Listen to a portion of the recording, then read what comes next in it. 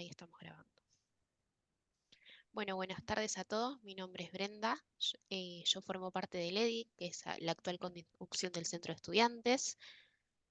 Nada, estamos acá muy contentos de poder nuevamente brindar una actividad con José Dajab, que la verdad hace varios sábados que ya se viene poniendo la 10 en brindarnos estas disertaciones que van a ayudar a complementar muchísimo nuestra formación, que es bueno en psicolo- psicología basada en la evidencia, particularmente en las ciencias del comportamiento, eh, que bueno, como bien saben, se ve bastante poquito en lo que es el contenido obligatorio de la facu, así que está buenísimo bueno, que empiecen a introducirse acá. Y luego, para quienes quieran también, el profesor José Dajab dicta la materia análisis y modificación de la conducta, ahora la están dictando en invierno también. Está en ambos cuatrimestres, la verdad que es una formación súper completa y que nos prepara un montón para el futuro, ¿no? Como graduados. Particularmente la disertación de hoy, para quienes están por graduarse o para quienes están dando sus primeros pasitos en la clínica, va a ser bárbara. Así que bueno, agradezco a los chicos de Ledi que nada, que están siempre dispuestos a mis compañeros a gestionar este tipo de espacios, a Bienestar Estudiantil también, al Magíster Nicolás Visioli, que siempre nos ayuda a generar estos lazos con docentes para poder crear estas actividades. Y bueno, al profesor y a la Cátedra de Análisis y Modificación de la Conducta, que siempre están, y también a todos ustedes por participar. Así que bueno, los dejo con José y ahora empezamos también con las diapositivas. Bueno, muchas gracias, Brenda, Nicolás Biosioli y todas las personas del EDI que posibilitan estas disertaciones académicas gratuitas. También quiero aprovechar para agradecer a Mente y Ciencia de España, a la Universidad Católica de Cuenca, Ecuador, al EDI, por supuesto, al Centro de Estudiantes de Psicología y a la Asociación Argentina de Ciencias del Comportamiento. Las disertaciones están dirigidas a todos los países de habla hispana, o sea, en España y en Latinoamérica. Sí. Bien.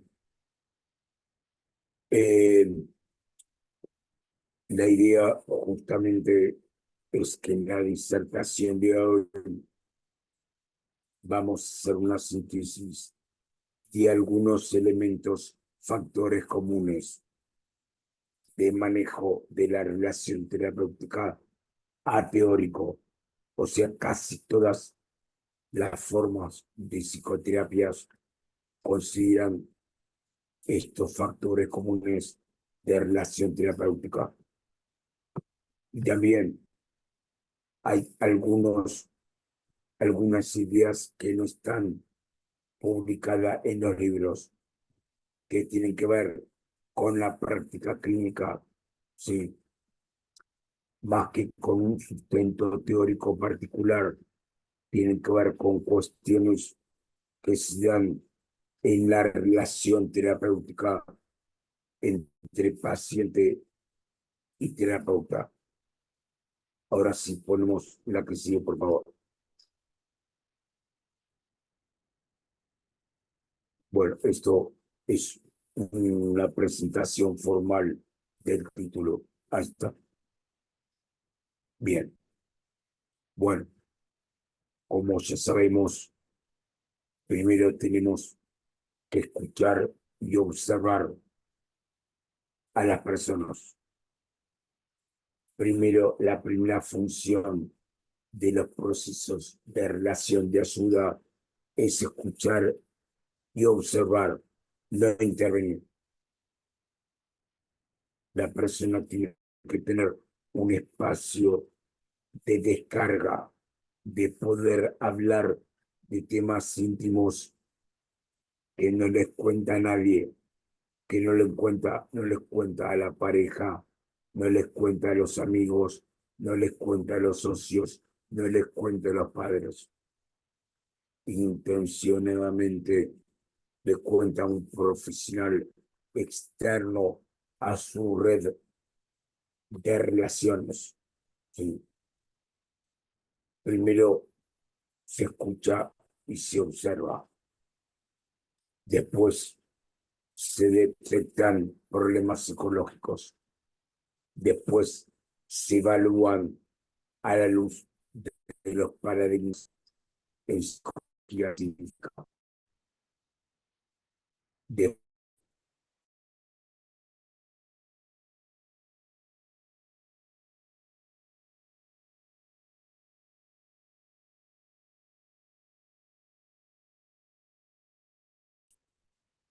y recién después se aplica un plan de modificación de conductas.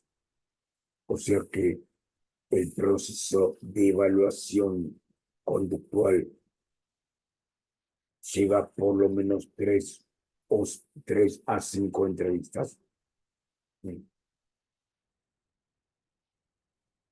Una vez que está, por supuesto, que decidimos iniciar el tratamiento, la fase de tratamiento dirige nuestro trabajo terapéutico, la formulación de metas, como vimos en la primera idea de la diapositiva. Las metas son consensuadas junto con el paciente. El paciente nos da el consentimiento para comenzar a trabajar en determinadas metas. Perdón, la anterior. Bien. Una vez que están formuladas las metas, el segundo punto es seleccionar las técnicas terapéuticas. Y veremos que la aplicación de técnicas tienen que ser adaptadas al caso por caso. Es un mito eso de que el psicoanálisis considera la subjetividad y la psicología basada en ciencia del comportamiento, la terapia cognitivo-conductual trabaja con tratamientos estandarizados. Error. La subjetividad de caso por caso, la particularidad es tenida en cuenta sobre todo en el análisis funcional de la conducta, que es justamente propio de cada sujeto, de cada individuo. Y el cuarto punto es el manejo de la relación terapéutica, lo que se llaman variables inespecíficas. Las variables específicas son las técnicas de tratamiento que se aplican. Y las inespecíficas es el manejo de la relación terapéutica, que es una parte del trabajo. Ahora sí, la que sigue.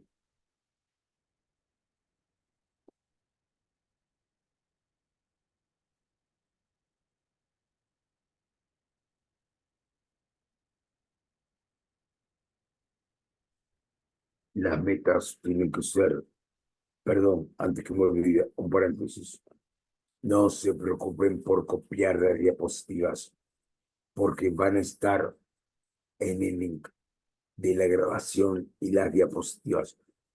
Concéntrense en la comprensión de las ideas que se transmiten. La formulación de metas. Las metas tienen que ser realistas y concretas, concisas. Una meta muy amplia, mal formulada, es que el paciente diga, quiero ser feliz. No, eso es muy amplio, es muy existencial. Una meta concreta sería, quiero aumentar la cantidad de páginas que leo por día. Quiero dejar de fumar. Quiero poder manejar más asertivamente la expresión del enojo. Las metas tienen que ser especificadas en conductas que sean lo más posible de ser operacionalizadas. También, como vemos en la parte inferior de la diapositiva, hay que considerar las ventajas y desventajas de las metas. Las metas tienen que ser acordes a la motivación del paciente.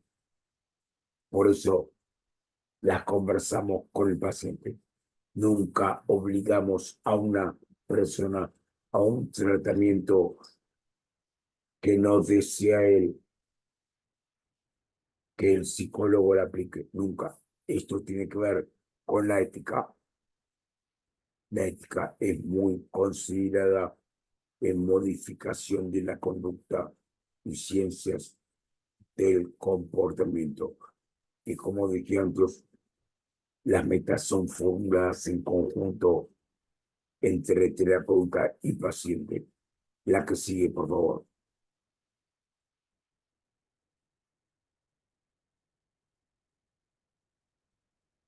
Bien, con respecto a los criterios de selección de técnicas terapéuticas,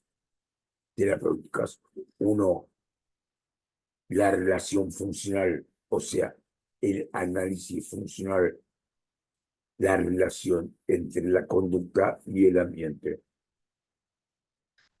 También la relación entre la conducta y el contexto verbal, no solamente el contexto ambiental. Según el nivel de análisis del comportamiento crítico. Después lo veremos, lo del nivel de análisis. Hay variables que provocan y que mantienen las conductas problema. Es decir, hay que hacer una evaluación. No se aplica un programa de tratamiento ya estandarizado. Primero hay que evaluar, hay que tener prudencia, escuchar la regularidad de las relaciones funcionales, no intervenir prematuramente, no intervenir en caliente.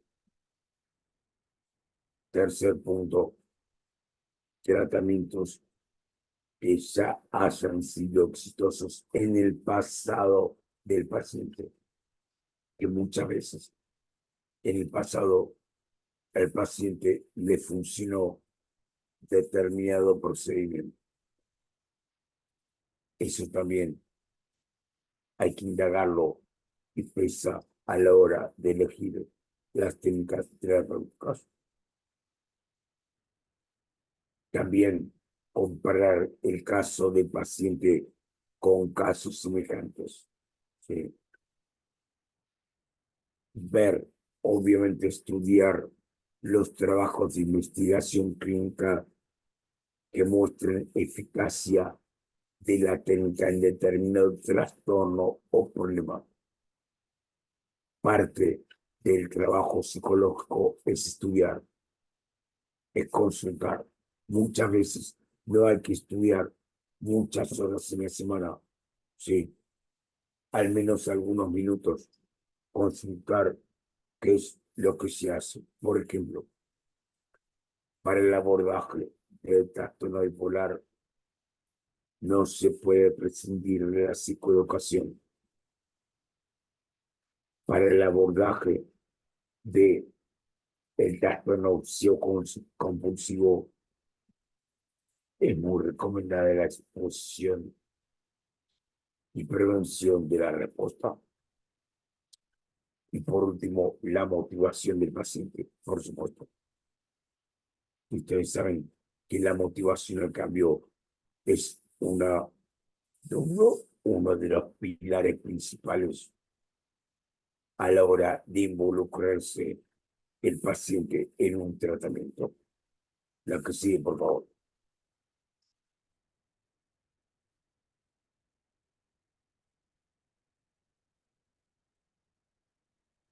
Bien, antes de adentrarnos al manejo de la relación terapéutica, voy a describir el modelo Basic de Lazarus, que es útil para la conceptualización del caso. Veamos un caso de paciente con diagnóstico de trastorno depresivo mayor. B, behavior, conducta, acciones, respuestas esqueléticas verbales. El paciente con depresión tiende a evitar situaciones sociales. También aparece frecuentemente la postergación de conductas cotidianas y a veces también el desempleo agrava el trastorno depresivo. Afecto, emociones, tristeza, ansiedad, enojo, etcétera. La tristeza patológica es la emoción patognomónica que aparece en la depresión. Esas sensaciones fisiológicas, por ejemplo, fatiga, dolor de cabeza, cansancio físico, palpitaciones, respiración entrecortada, etcétera, por así decir vulgarmente, todo lo que sería corporal. Imágenes, aparecen imágenes mentales. Por ejemplo, un hombre fue dejado por una mujer y ese hombre imagina que en el futuro no va a poder conseguir una nueva pareja. Los sueños, justamente desde la perspectiva científica, los sueños son imágenes que aparecen ante los problemas que tiene la persona en su vida. Son representaciones pictóricas que aparecen en forma de imágenes durante el sueño.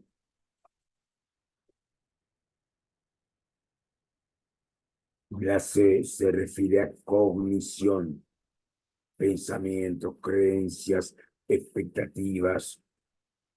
Por ejemplo, en la depresión aparece el pensamiento condicional sobre el pasado y una severa autocrítica. También la persona tiene atribuciones personales, se atribuye a sí misma en exceso los propios fracasos y también tiene pensamientos de muerte. La segunda I se refiere al eje interpersonal. Ejemplo, aislamiento, timidez, evita socializarse, evita hablar en público, etc. El aislamiento es muy típico en la depresión. Y el último eje, el último nivel de análisis es la de drogas, biología. En este caso de depresión mayor, el paciente fumó en exceso, toma ansiolíticos sublingual para tranquilizarse y es hipertenso. Entonces, el modelo Basic sirve para conceptualizar el caso y ampliar los niveles de análisis de la conducta. La que sigue, por favor. Bien.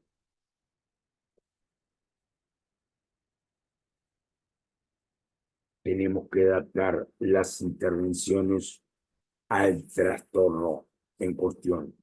Ver las guías de tratamientos eficaz. También tenemos que considerar la edad del paciente. Obviamente que es diferente el manejo de la relación terapéutica y del lenguaje con un adolescente y con un anciano. Según la personalidad del paciente, hay pacientes, por así decir, más verborrágicos que necesitan descargar, necesitan hablar y dar detalles de episodios. Y hay pacientes más introvertidos que hablan menos en sesión y responden mejor a cuestionarios, a escalas, a autoinformes escritos, etc. También hay que tener en cuenta cuál es la personalidad introvertida o extrovertida del paciente. Por supuesto, los objetivos del tratamiento que van a dirigir nuestras intervenciones y nuestro plan de modificación de conductas. Los objetivos, el interés y la idiosincrasia del paciente. Es decir, si el paciente es religioso, no es rígido, es flexible, es creyente, obviamente hay que respetarlo. No vamos a cuestionar su idiosincrasia. Y por último, el contexto socioeducativo económico que rodea al caso. O sea, el aspecto cultural. También hay que tener en cuenta en la adaptación al caso específico. El manejo de la relación terapéutica considera la adaptación al caso por caso. La que sigue, por favor.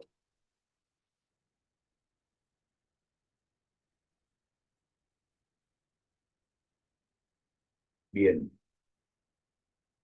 Carl Rogers enuncia 3 aspectos del manejo de la relación terapéutica que son retomados por Aaron Beck en el capítulo 4 de terapia cognitiva de la depresión. En primera instancia, la empatía. La empatía no es entender al otro desde uno, es entender al otro desde el otro. Dicho en criollo, ponerse en los zapatos del otro.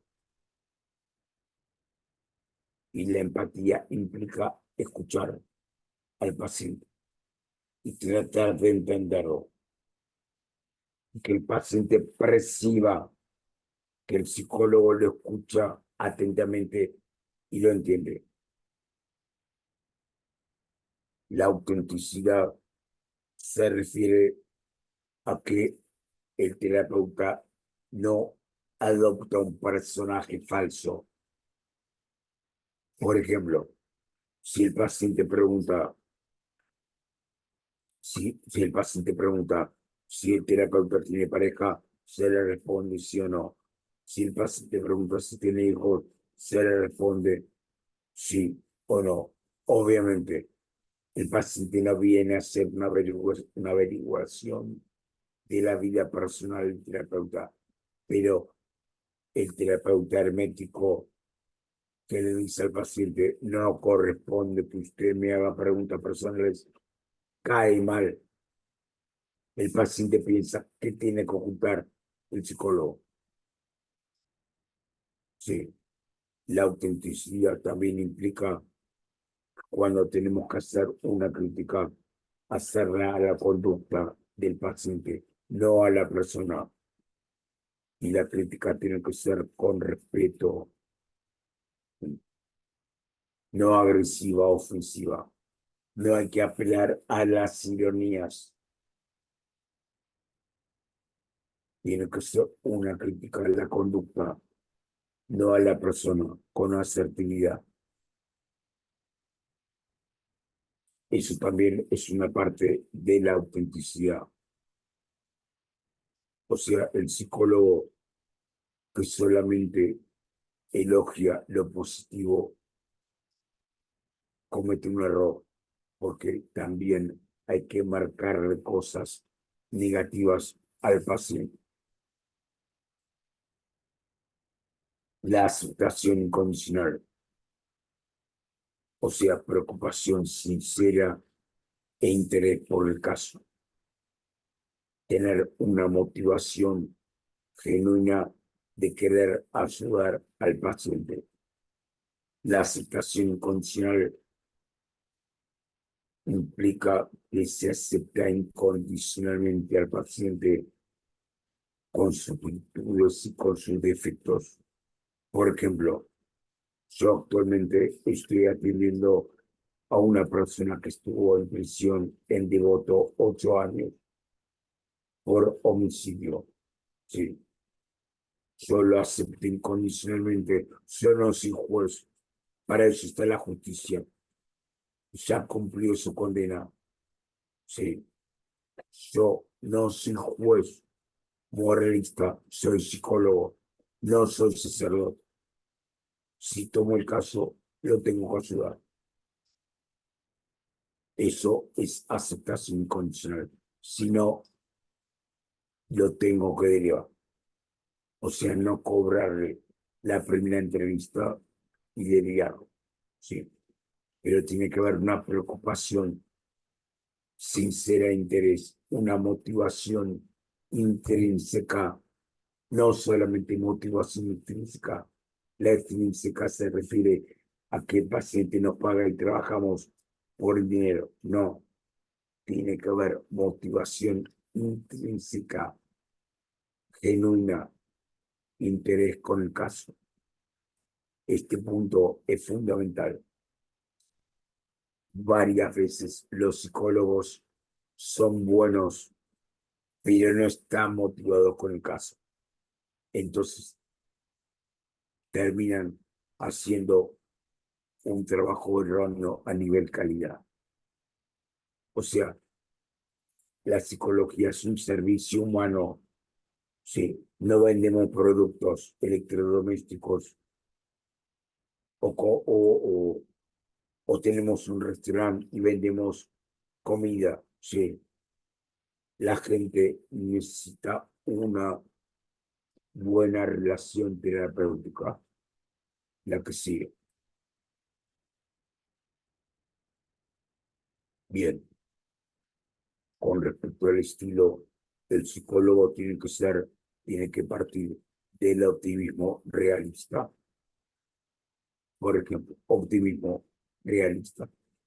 Hay que tomar los casos como desafíos. No hay que arrugar frente a los casos. Hay que tener mentalidad ganadora y, por supuesto, estudiar. Realismo implica también aceptar las limitaciones. No vamos a lograr que un paciente con esquizofrenia a los 47 años sea gerente de una empresa. Sí, tenemos que aceptar las limitaciones.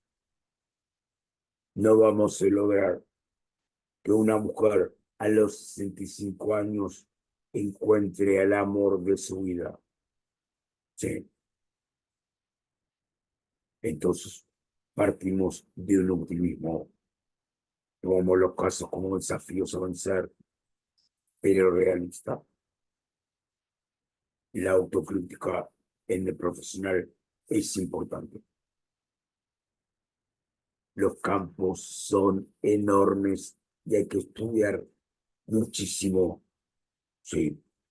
Y aparte, la época va evolucionando y los trastornos frecuentes ahora, en 2024, hace 30 años, no existían. Por ejemplo, la adicción a Internet.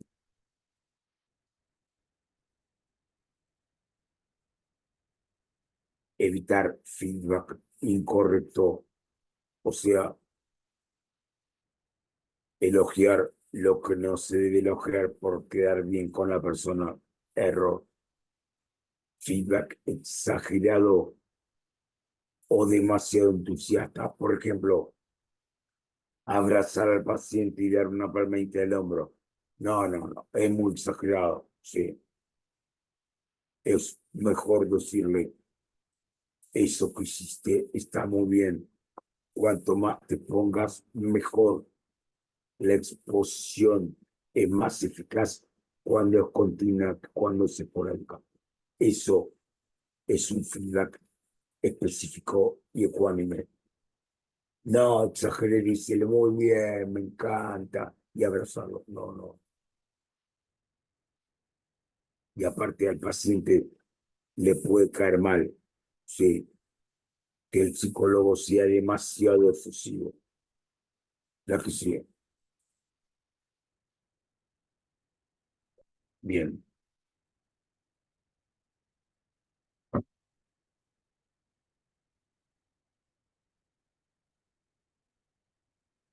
Cuando trabajamos, tenemos que tener en cuenta nuestro propio comportamiento. De alguna forma somos un modelo para el paciente. Ejemplo, si atendemos un caso de depresión severa o esquizofrenia con problemas en el autocuidado, no podemos tener las uñas largas y sucias porque somos un mal modelo. No podemos no afeitarnos. ¿Sí? Bueno, además está decir que hay que dormir bien para atender fresco. Tiene que ver con,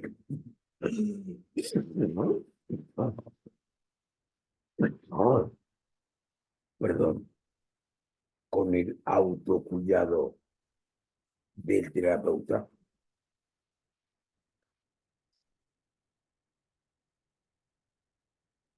La entrevista parece una charla espontánea. No lo es. La entrevista tiene objetivos, preguntas, repreguntas, reformulaciones, síntesis, devolución, paráfrasis, silencios, etcétera. La entrevista, la, la entrevista parece una charla espontánea, no lo es. El habla es automática. Cuando estamos en la esquina hablando de fútbol o de famosos en el bar, no pensamos en la lengua va sola. Pero cuando estamos trabajando, entrevistando al paciente, hay que pensar antes de hablar. El psicólogo tiene que tener un filtro antes de hablar. Repito, parece una charla espontánea. No los. La entrevista hay que pensar antes de hablar. El segundo punto, revisar los pensamientos automáticos del terapeuta. Por ejemplo, si el paciente habla poco y el pensamiento automático es, oh, qué aburrido, este tipo habla poco, eh, tenemos que discutir ese pensamiento porque justamente hablar poco tiene que ver con su ansiedad social, con su introversión. O sea, tenemos que transformar los pensamientos automáticos que los tenemos todos. Tenemos que discutirlos por pensamientos técnicos que influyen en el mantenimiento de la conducta problema del caso.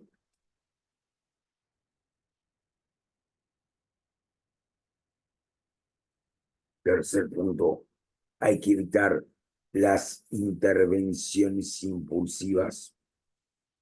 Hay que intervenir con planificación, con prudencia. Hay que evitar hablar en caliente. Muchas veces el paciente pide ayuda, hace preguntas. Los psicólogos no pueden responder siempre para cubrir el silencio. ¿Sí? Una respuesta prudente es decirle al paciente, bueno, vamos a hacer así. Para la semana que viene, vos anotá qué es lo que te pasa con este tema y vamos a ir viendo la evolución del mismo. Le damos una tarea de autorregistro y pasa que en una semana o 2 semanas ya el problema se resolvió solo, sin intervención. Bueno, pasamos a la que sigue.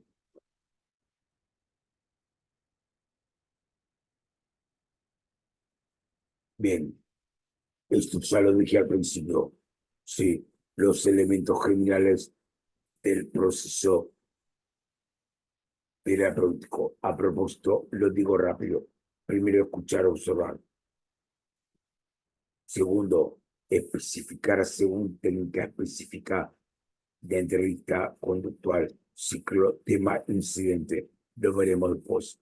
Tercero, esperar evolución según entrevistas, autoinforme, autorregistro, test, etcétera. No intervenir de entrada. Primero evaluar. Después de la evaluación, reevaluar en próximas sesiones. Analizar la relación entre las variables y la conducta problemática. Formular objetivos junto con el paciente y recién ahí intervenir en un plan de modificación de conductas. Sí, no en la primera sesión. Bueno, salvo que el caso sea grave o depresivo, suicida, sí, intervenimos en la primera sesión. Pero afortunadamente, en general, los casos no son en la mayoría graves. La que sigue.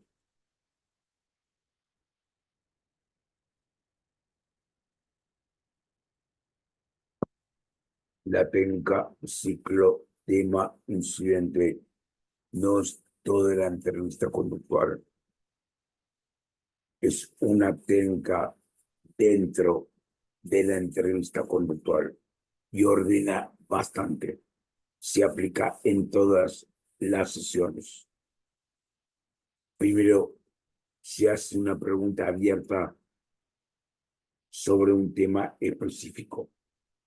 Por ejemplo, se le dice al paciente, bueno, coméntame qué es lo que te afecta.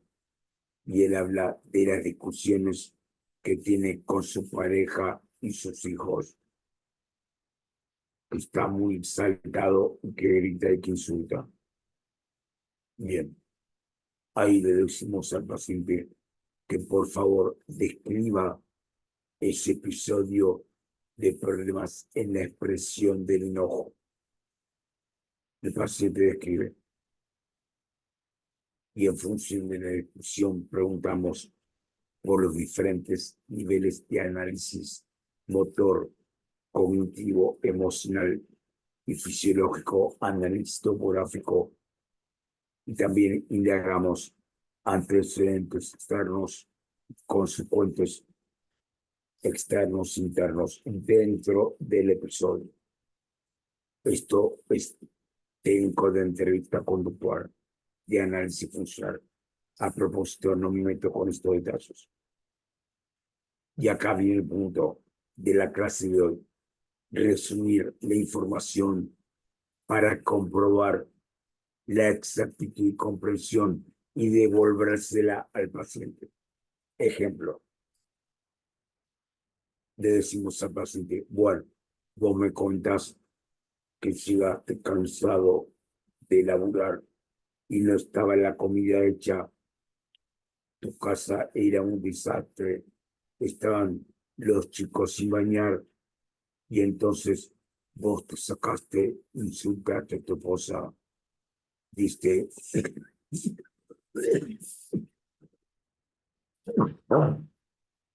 perdón, un puñetazo en la mesa y dijiste, la puta madre, llego de laburar y está todo hecho un quilombo.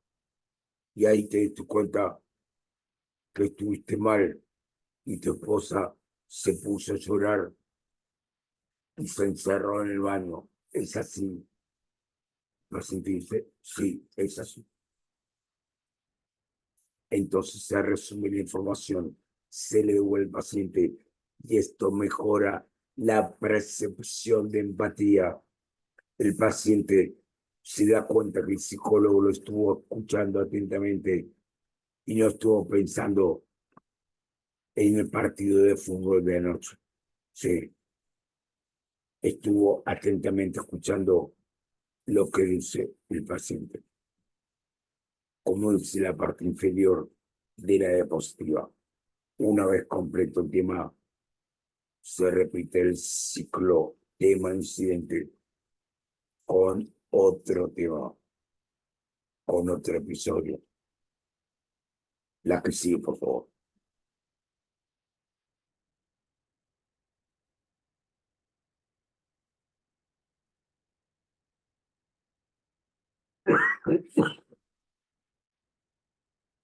Vamos a detenernos ahora, no tanto en la parte técnica de variables específicas, sino en las variables inespecíficas. Lo leo. Características comunes del terapeuta que tienden a mejorar la relación terapéutica. Dije antes, ser asertivo. Nunca enojarse con el paciente. Nunca levantar el tono de voz. No hacer ironías. Obviamente, nunca insultar, obviamente. La asertividad. Aunque por dentro el paciente no se insulte, por ejemplo, el trastorno límite de personalidad de la persona puede insultar al terapeuta, aunque por dentro seamos un volcán, por fuera tranquilidad y frialdad. La mejor forma de no discutir con el paciente es el silencio estratégico. El silencio estratégico no es silencio por sumisión o silencio por miedo. El silencio estratégico es una conducta elegida. El paciente está nervioso, critica al terapeuta o insulta y el terapeuta en silencio lo escucha. Y si el paciente dice, ¿qué pasa que no me dice nada? Muchas veces se me ocurre decirle, no tengo nada para decirte ahora. Lo hablamos la próxima sesión. Y siempre decir, claro, no te jugás, preferís no hablar. No, no, no, estoy pensando, no sé qué decirte. Lo hablamos la próxima sesión. Eso es una técnica de manejo de la relación terapéutica. El paciente no es nuestro amigo. No hay que engancharse a conversar, a discutir de igual a igual con el paciente. Hay que mantener la asertividad y el eje profesional. El segundo punto es la flexibilidad. El psicólogo tiene que ser flexible. Hay que evitar el trabajo en base al pensamiento dicotómico, todo o nada. Ser rígido, ser flexible. Sí. También la ecuanimidad. La ecuanimidad es que a veces tiene razón el paciente y a veces no tiene razón y a veces tiene razón el terapeuta y a veces no tenemos razón. Nos podemos equivocar. Sí, somos seres humanos. ¿Eh? Si nos equivocamos, pedimos disculpas y listo. No pasa nada. ¿Sí? Prudencia. La prudencia tiene que ver con la temporalización. ¿Sí? En general, trabajar despacio, dedicarse primero a la evaluación, la intervención a su debido momento implica prudencia, por así decirlo. La prudencia, trabajar lentamente, pensar, protege más que intervenir impulsivamente. Sí, hay que evitar el furor curantis. Muchas veces, obviamente que ante casos simples se puede intervenir, no pasa nada, ¿sí? Ante casos muy simples. Pero muchas veces los casos son complejos. Hay que evitar el furor curantis, la intervención apresurada. Incluso en algunos casos complejos, la intervención apresurada puede conducir a efectos erróneos. La motivación auténtica, bueno, ya lo dije antes, tiene que ver una motivación intrínseca genuina. La parsimonia también se refiere a que muchas veces el paciente busca respuestas y es mejor decir no hay forma de saberlo que decir algo por cenar el silencio, decir cualquier cosa y estar equivocado. La parsimonia, la cautela y la racionalidad. La racionalidad tiene que ver con transmitir aspectos de la psicología que están investigados, no emociones propias de la vida privada del psicólogo. ¿Sí? O sea, mantener el eje de la racionalidad. La que sigue, por favor.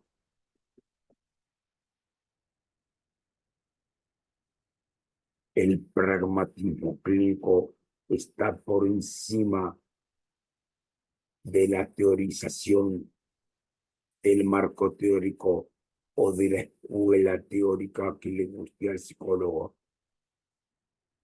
O sea, el pragmatismo clínico tiene que ver con lo que le hace bien a la persona, con la reducción del sufrimiento, con la exposición racional a las contingencias, no con el autor que nos gusta a nosotros o con la escuela que nos gusta a nosotros.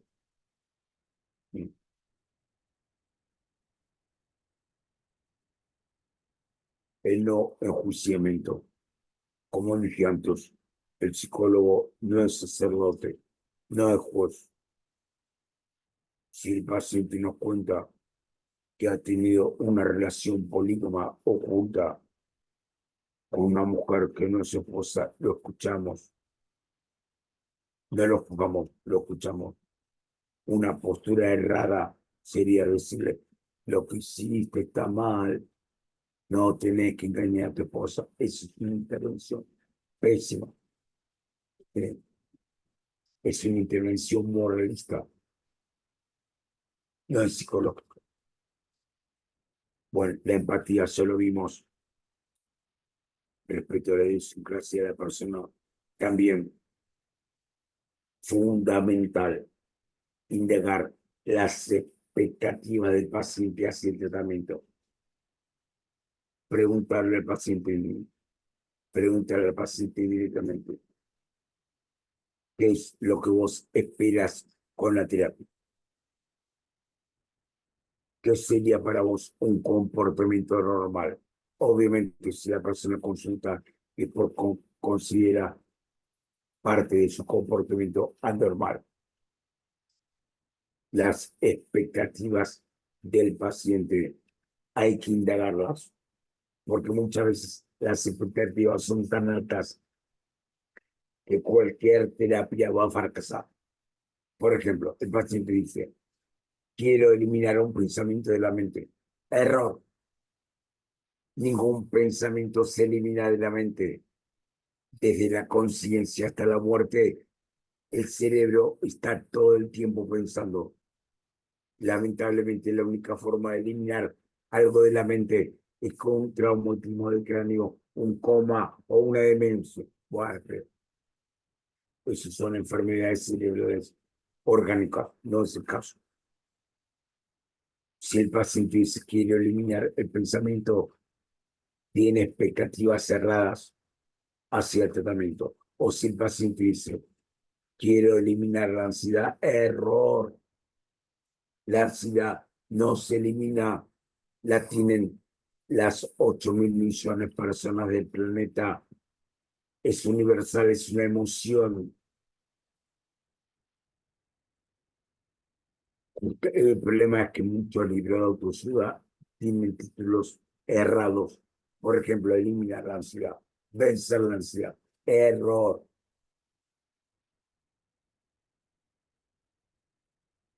Si es una meta más concreta, reducir el miedo a las sensaciones físicas, el miedo a la ansiedad. Eso es otra cosa. Son expectativas más racionales.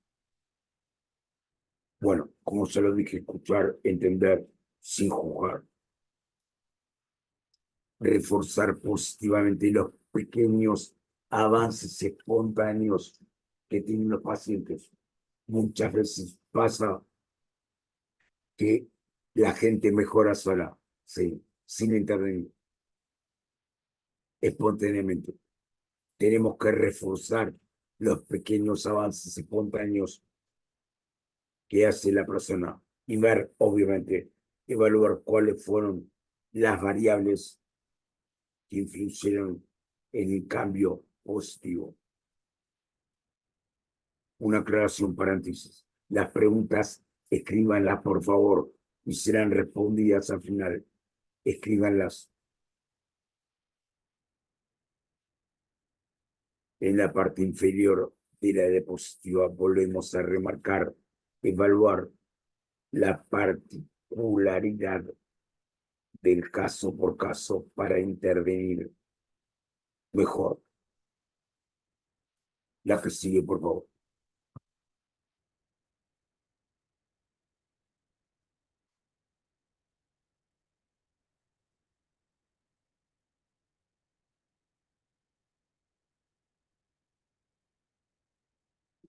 Es fundamental generar un clima de intimidad, que el paciente hable de temas íntimos, que decida, que cuente casi todo lo que le pasa, que no tenga vergüenza. Como dije antes, al psicólogo se le cuenta lo que no se le cuenta a nadie. Además está decir que garantizamos secreto profesional en el primer contacto. Sí. Estimular la propia motivación del paciente al cambio.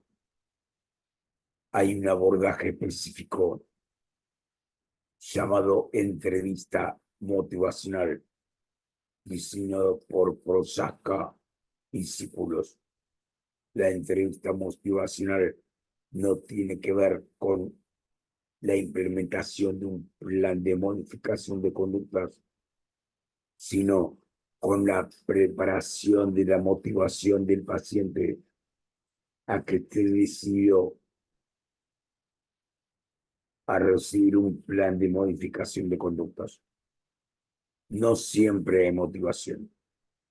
Por ejemplo, un paciente puede no estar motivado, sí, no estar motivado a dejar de fumar, a dejar el tabaco. Fuma unos 5 cigarrillos por día, sí.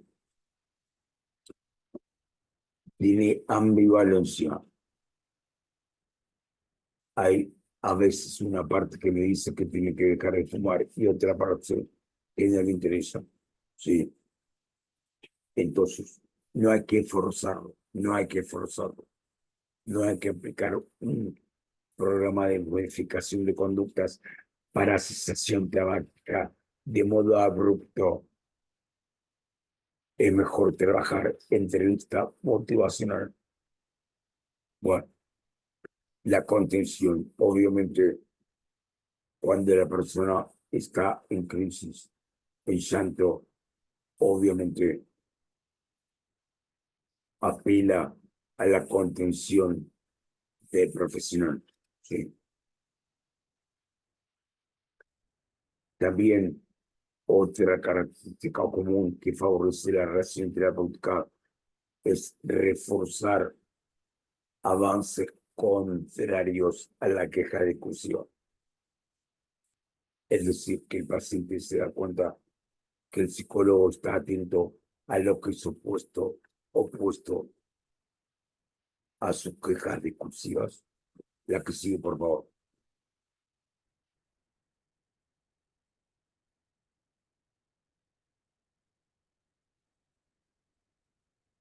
Otras características comunes transteóricas, o sea, que atraviesan a casi todas las formas de psicoterapia.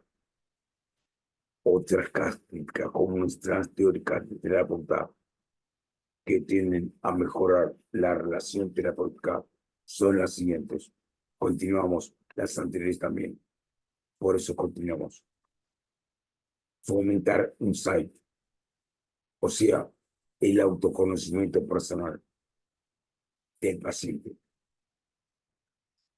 Reducir el sufrimiento emocional. Casi todas las formas de psicoterapia apuntan a la reducción del sufrimiento. La reducción del sufrimiento no es lo mismo que la eliminación para siempre del sufrimiento. Error. No existe vida sin algo de sufrimiento humano.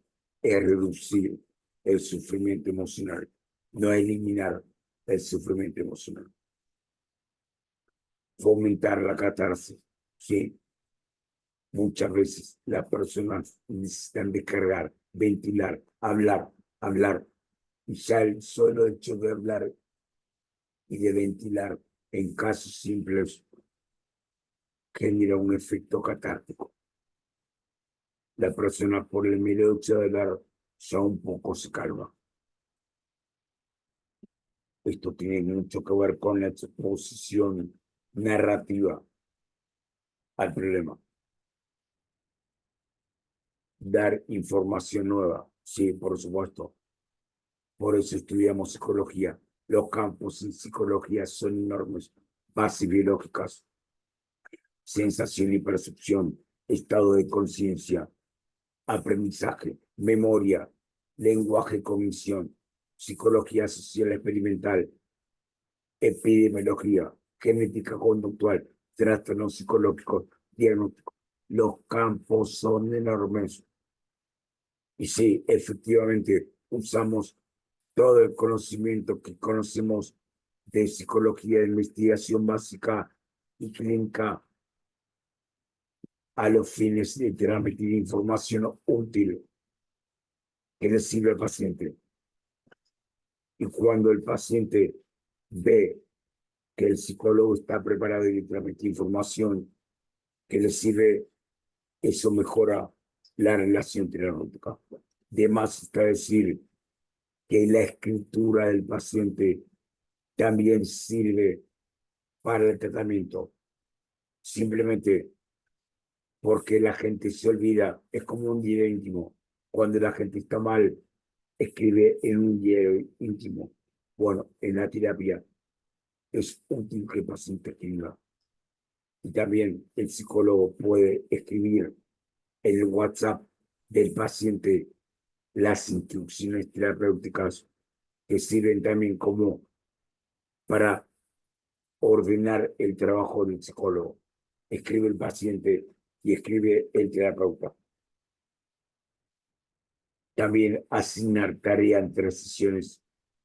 Casi toda la forma de psicoterapia asignan tareas entre sesiones justamente para que continúe el proceso terapéutico, no solamente en sesión, sino entre sesiones en la vida cotidiana del paciente. Y por supuesto, aumentar sus propias expectativas de cambio. Las propias expectativas muchas veces facilitan la exposición a las contingencias, la exposición racional a las contingencias y el cambio terapéutico. La que sigue, por favor.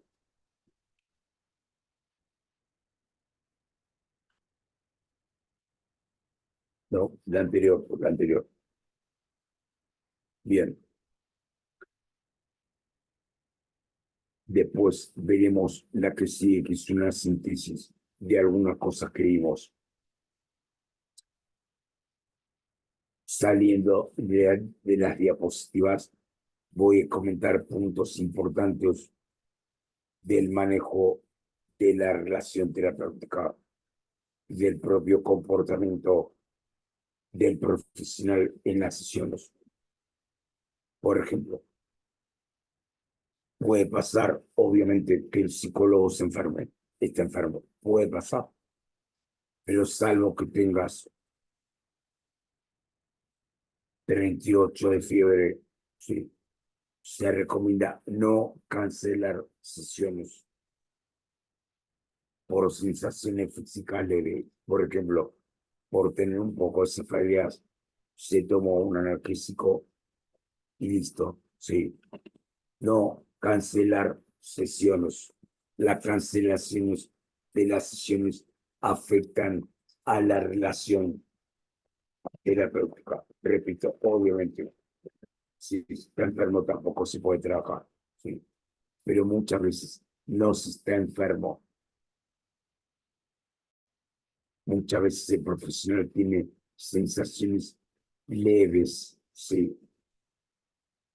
Y en realidad lo que tiene es que el caso le despierta aversión, tiene resistencia. En general se recomienda no cancelar sesiones. Si hay un contratiempo, por ejemplo, un trámite importante en una escribanía, ¿sí? O una clase, un examen en la facultad, etcétera, avisar con tiempo al paciente, avisar con una semana de dilación, que tal fecha no voy a poder. En general se recomienda tener un turno fijo de sesión para el paciente, por ejemplo, los miércoles a las 19 horas, no estar cambiando cada semana.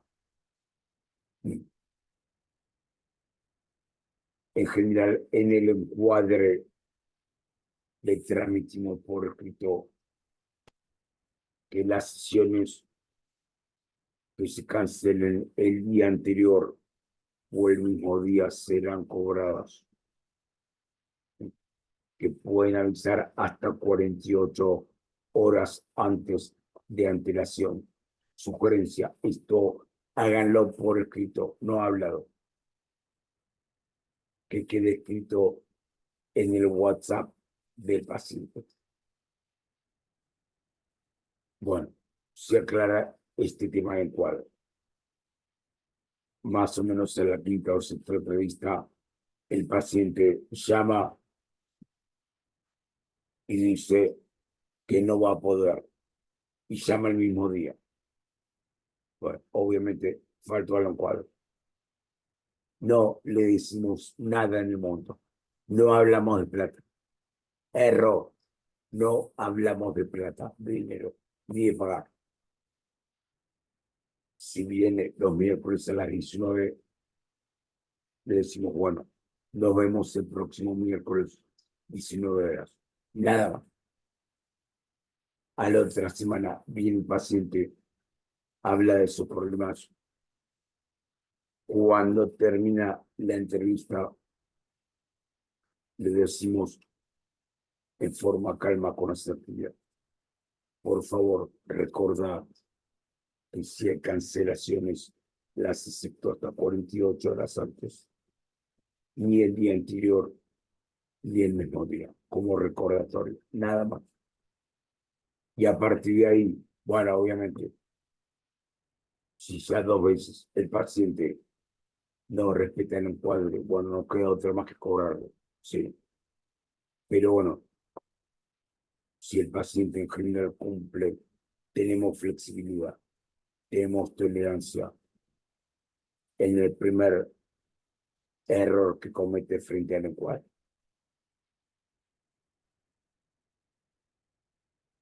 Ya dije que parte del trabajo terapéutico es estudiar, es decir, pensar el caso. Es decir, se va el paciente y tenemos que revisar la bibliografía específica sobre la conducta, problema o trastorno del paciente.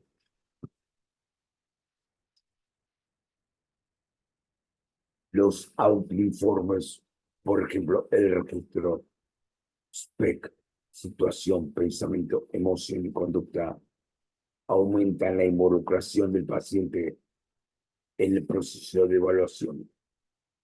Y también es útil dar un cuestionario de historia de vida para que el paciente cene tranquilo entre sesiones. Por ejemplo, el cuestionario de vida de Arnold Lazarus, de análisis de episodios del pasado del paciente, de ampliación de los problemas presentes según Basic ID, según los niveles de análisis.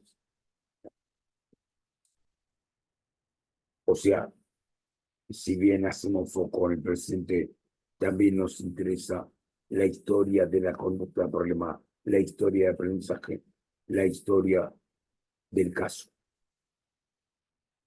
Muchas veces la entrevista a terceros ayuda.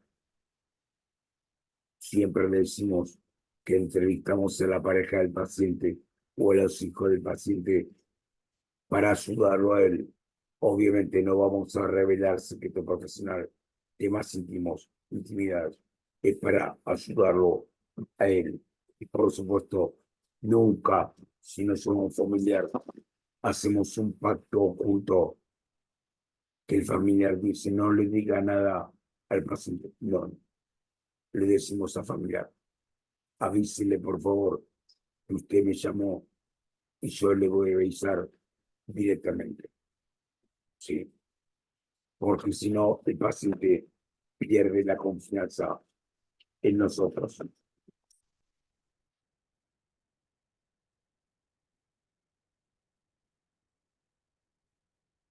También, sobre todo en casos complejos y graves, tenemos que trabajar en interconsulta con un psiquiatra de confianza, un psiquiatra que trabaje con nuestra misma perspectiva teórica y que coincida con las intervenciones y con los objetivos.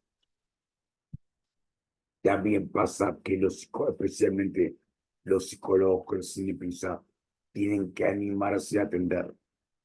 Obviamente no van a atender primero un depresivo grave. Si el caso es muy grave, no cobran la primera sesión y lo derivan y listo. Pero anímense si no van a ser eternos psicólogos de libro o eternos estudiantes de posgrado por miedo a empezar a atender, empiecen a atender. Sí, los casos complejos van a requerir más estudio o eventual supervisión, pero muchos casos son más simples que los que están en los libros. Sí, el paciente colabora, te cuenta todo. Y al paciente, aparte, en general, el paciente quiere cambiar. En general, le interesa el cambio. Sí. Muchas veces el miedo de los psicólogos novatos llevan a no tomar un caso porque imaginan que no van a poder. Error, error. Primero lo entrevistan, hacen una primera evaluación y ahí deciden si el caso, evalúan si el caso es grave o no, y ahí deciden si toman el caso o no. Pero empiecen a atender ninguna institución en terapia cognitivo-conductual o en cualquier orientación teórica, ninguna institución te habilita para decir si vos sabés o no. Ninguna. Nadie te habilita. Hay que confiar en uno y hacer las cosas bien. Obviamente, según los trabajos de investigación que hay en psicología, pero ninguna institución te habilita.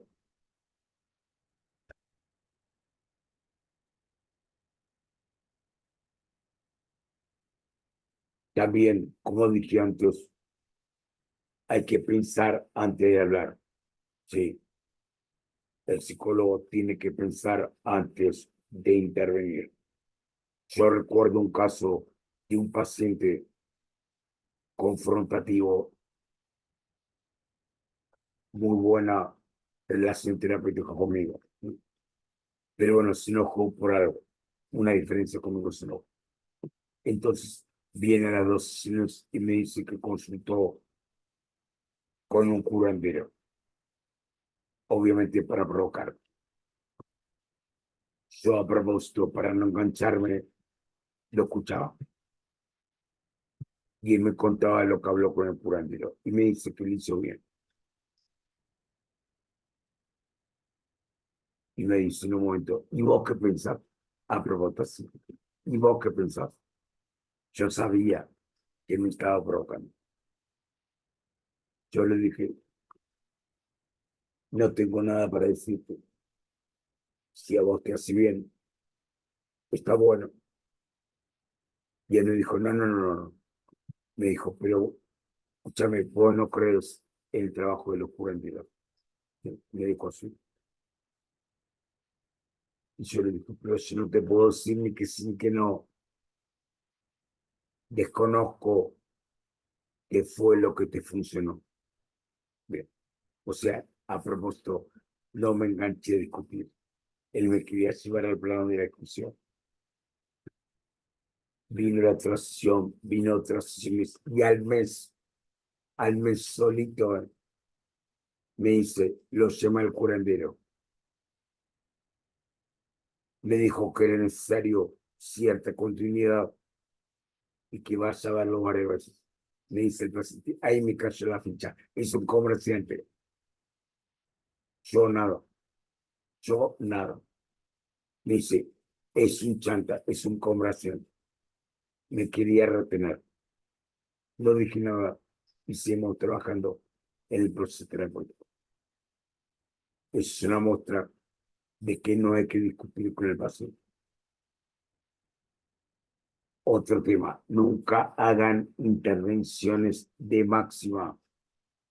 Nunca le digan a un paciente, yo no te puedo ayudar. Lo tuyo no tiene solución. Nunca. El caso puede ser muy difícil.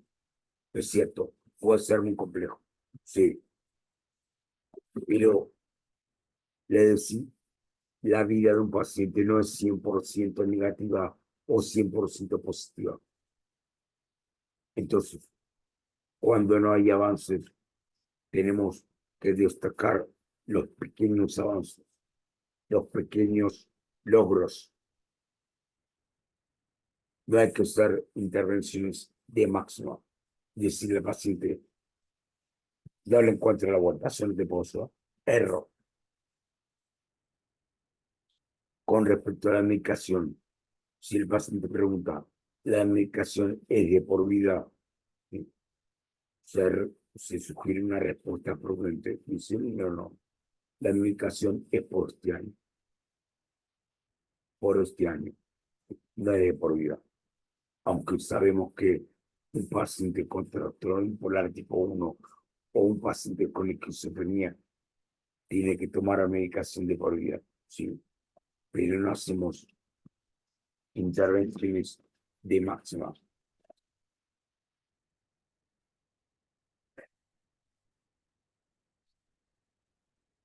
Otro tema, si el paciente dice que no quiere continuar el tratamiento, hay que respetar. No hay que intentar retener al paciente. No hay que hacer intervenciones como que tiene resistencia, que tiene que seguir, no. Hay que respetar. Y por supuesto terminar bien, dejar la puerta abierta. Suele pasar que un paciente interrumpe la terapia y al año no llama, o a los 5 años no llama.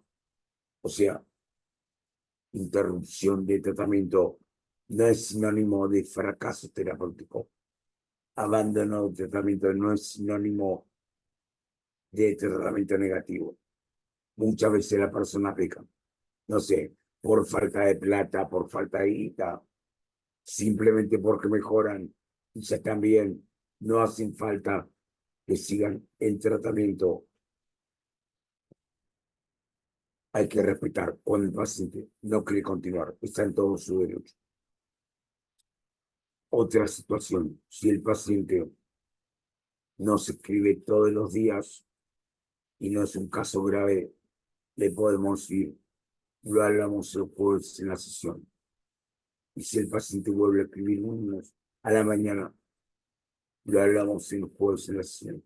A propósito, para no reforzar el reaseguro que tiene el paciente con el WhatsApp de querer escribir todo lo que le preocupa. Bueno, esto no aplica, por supuesto, en casos graves como trastorno límite de la personalidad o depresiones severas. Está el teléfono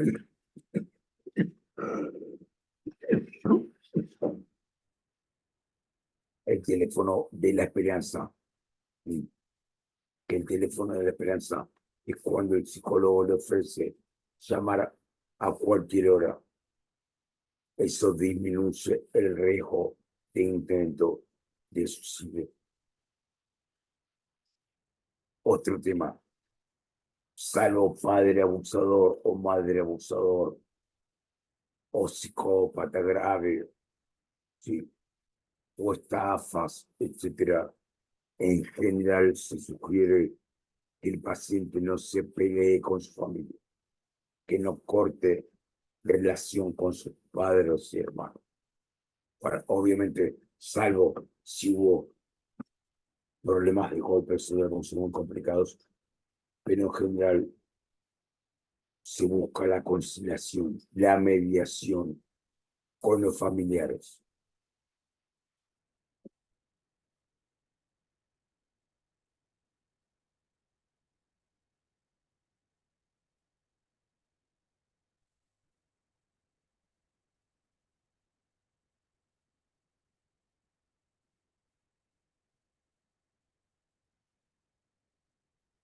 Lo que decía antes, muchas veces el no animarse a atender porque un psicólogo de experiencia o una institución supuestamente no te habilita es una conducta supersticiosa.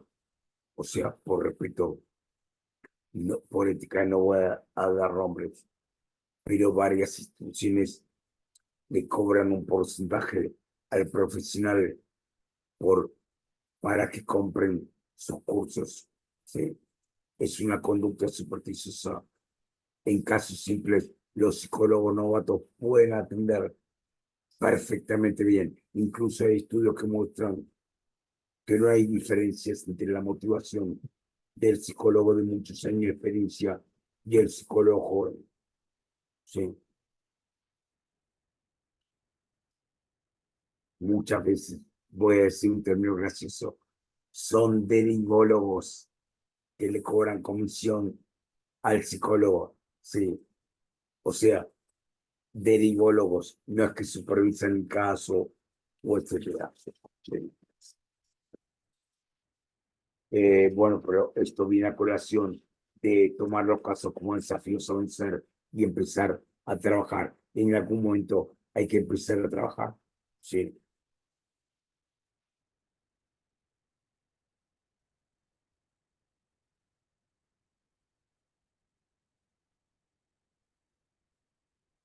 En casos graves, no perder la visión de amplio espectro.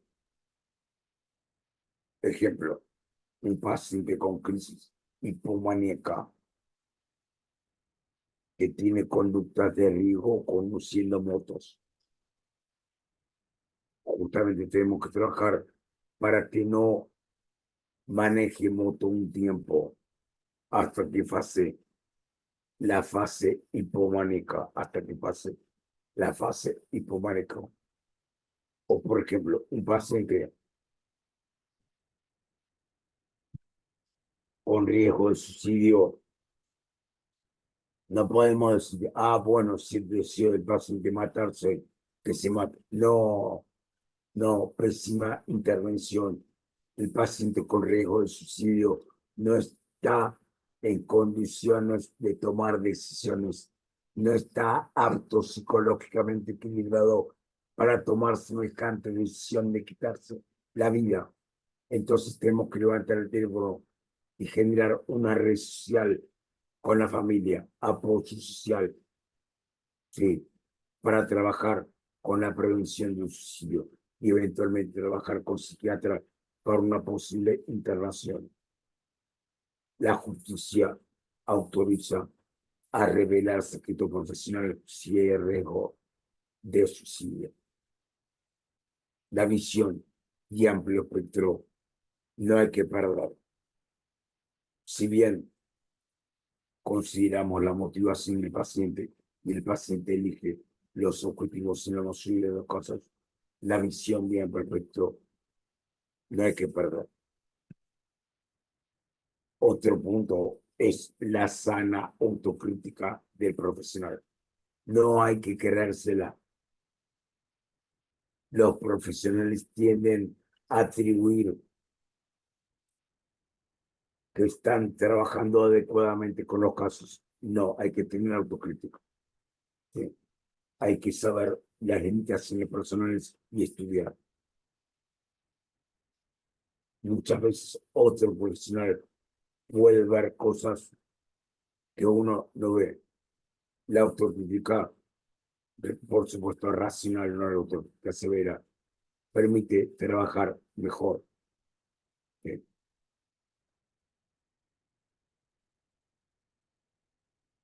Arnold Lazarus elaboró una sigla muy simpática llamado Javia, paciente Javia.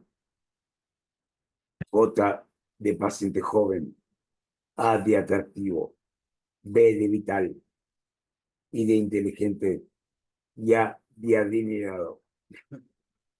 Paciente Javia.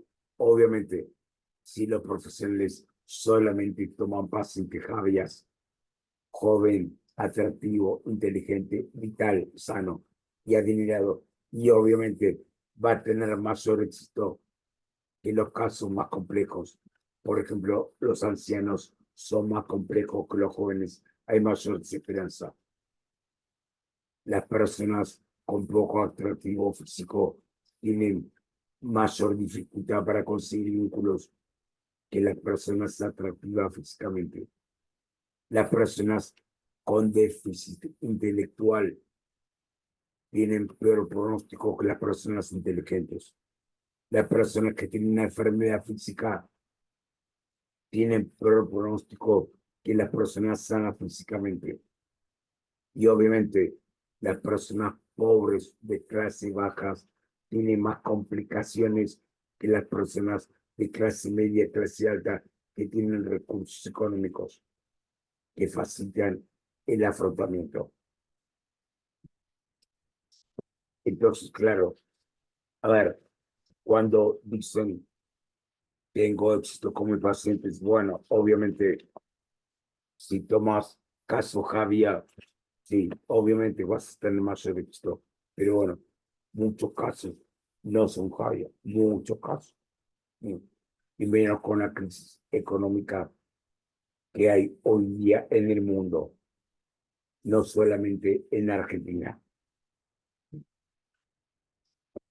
Bien, nos quedan unos 10 minutos y terminamos.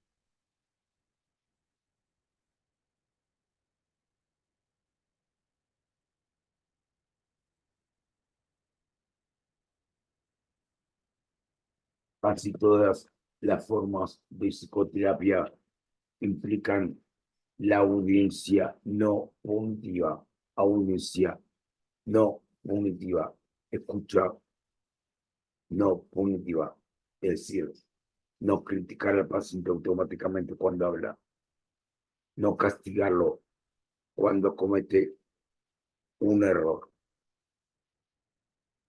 La metaconciencia es pensar que estoy pensando. La conciencia es pensar. La metaconciencia es pensar sobre pensar. Pensar que estoy pensando. El profesional tiene que pensar sobre lo que está haciendo. Sí. O sea, tiene que pensar las intervenciones y el propio trabajo terapéutico. Como dije antes, el habla es automática, pero fuera de la consulta. En la consulta no. Y muchas veces lo que aumenta la eficacia y la mejora de la relación terapéutica es la motivación del profesional, la motivación genuina con el caso, la involucración con el caso. O sea, no estar pensando, hoy falta media hora para terminar la sesión. No, concentrarse en lo que dice el paciente y estar motivado, ¿sí? Frente a lo que dice el paciente. No estar como esperando a que termine la sesión, ¿sí? Para sacarse el caso encima. No, no. Bien, vamos a poner la última diapositiva, por favor. Bien, hacemos una síntesis de lo que vimos hoy. Adaptación lo leo, adaptación al caso por caso, según trastorno, edad, personalidad y objetivos. Manejo de la relación terapéutica. La empatía es la capacidad de expresar y que el paciente la perciba. La autenticidad, la aceptación incondicional, preocupación sincera e interés. El estilo optimista realista. También hay que estudiar las guías de tratamientos eficaces. También hay que ver la motivación del paciente. Si el problema es egosintónico o ego distónico.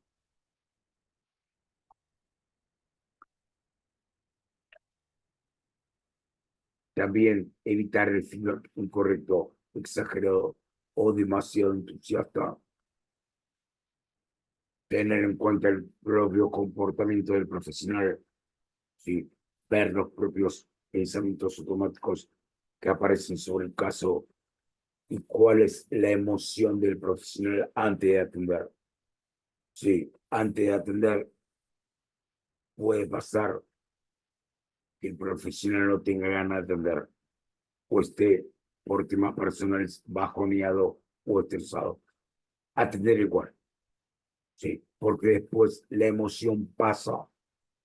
No cancelar sesiones por problemas personales y aparte genera dependencia.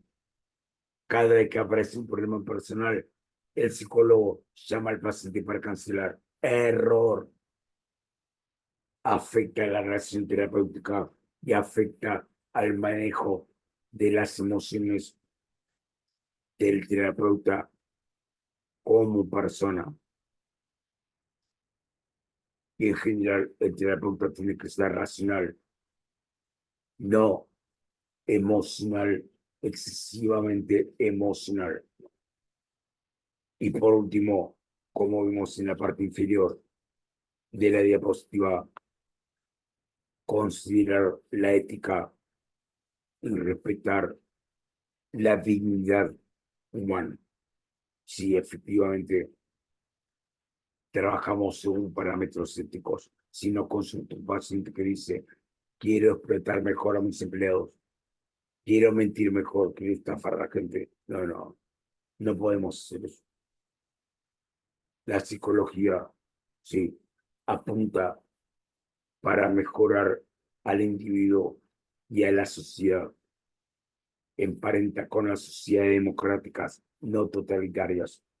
La sociedad democrática se basa en los valores, no de coincidir siempre, sino de convivir en paz, sin violencia, con las personas que piensan distinto.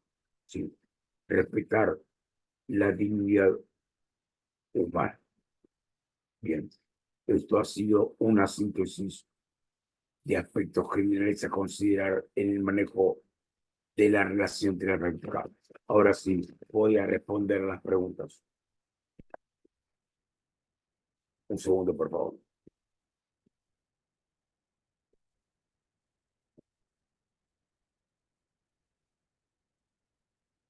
Solicito que saquen la presentación porque el mouse, a ver, no funciona.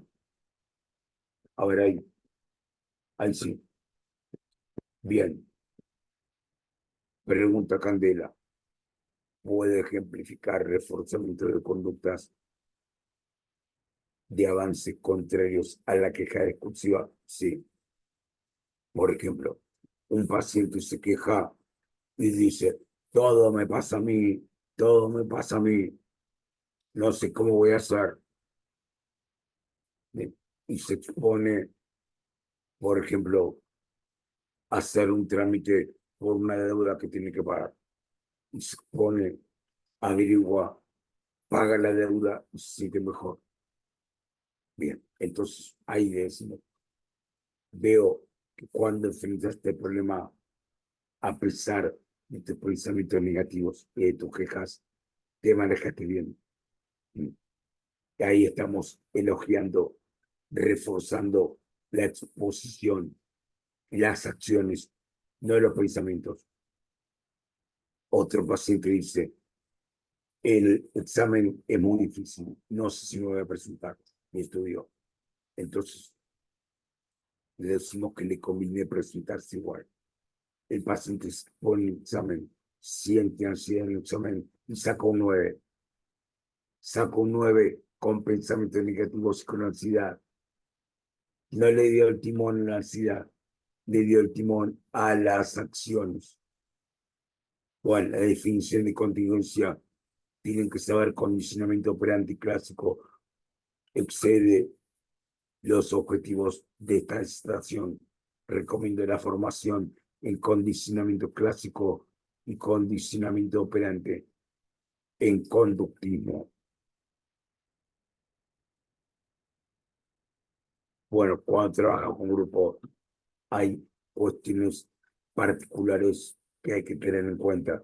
Esto, la distracción de hoy es sobre cuando trabajamos con un paciente individual. Propongo clases de asertividad, manejo de agresión y regulación emocional. Buena idea, Karina, buena idea. Lo vamos a tener en cuenta.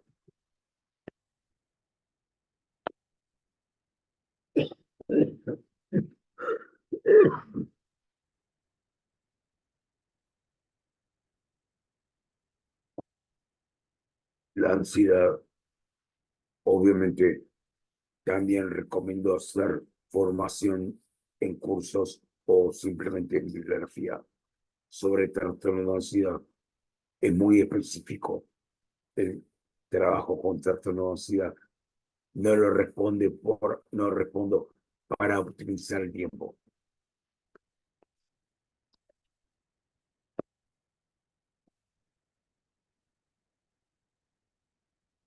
Bueno, Analia pregunta que le gustaría saber más sobre entrevista motivacional.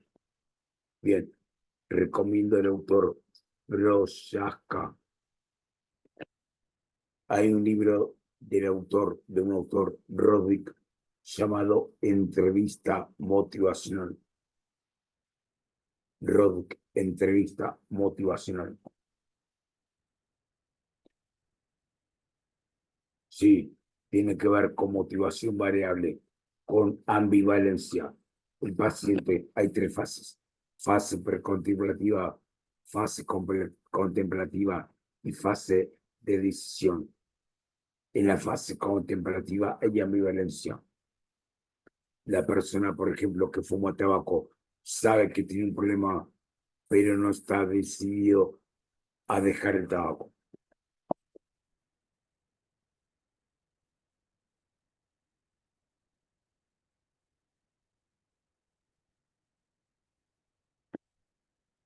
Para la atención pública aparecen, obviamente, problemas especiales que no aparecen en la atención privada, obviamente. Pero bueno, los elementos generales que dicté hoy sirven también para el ámbito público, que obviamente hay que adaptarlos al tema de la duración más breve de las sesiones y demás.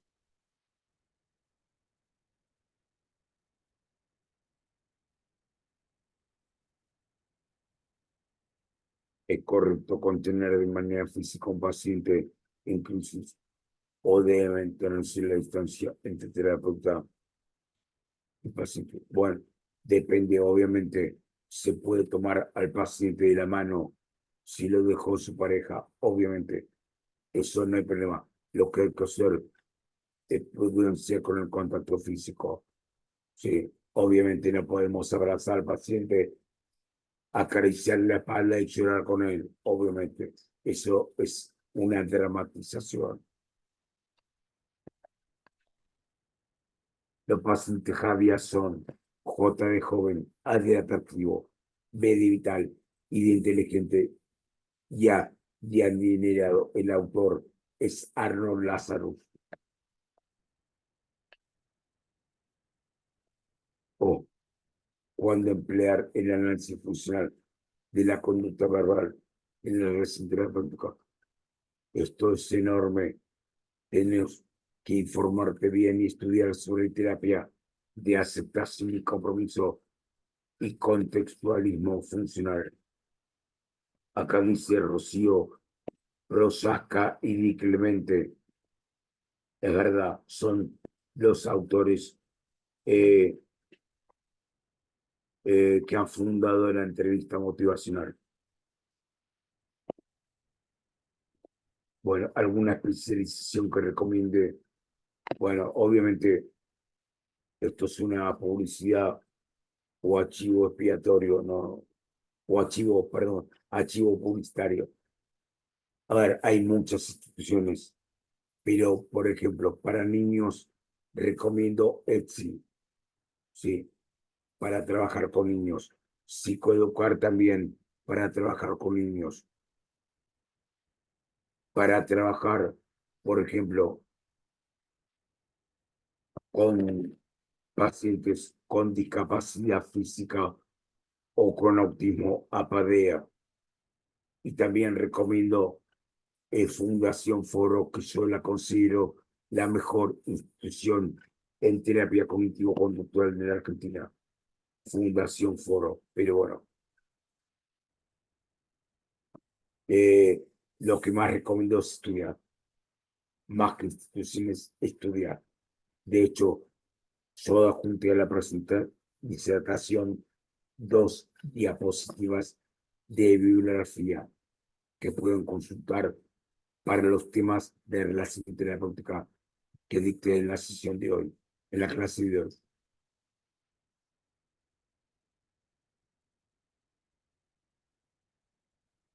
Bueno, acá recomiendan cursar análisis y modificación de la conducta. Muchas gracias, sí, sí. Recomiendo cursar análisis y modificación de la conducta. Y si se han recibido y no lo han podido cursar, se pueden anotar por resolución 841. Sí, humildemente van a aprender mucho. Bueno, Si tienen preguntas, las pueden hacer al Messenger en la semana. A mi Messenger que José da en Facebook, sí. Y en la semana, junto con Brenda de Lady, vamos a subir el link de la grabación y de las diapositivas de la presente clase. A ver si hay más preguntas.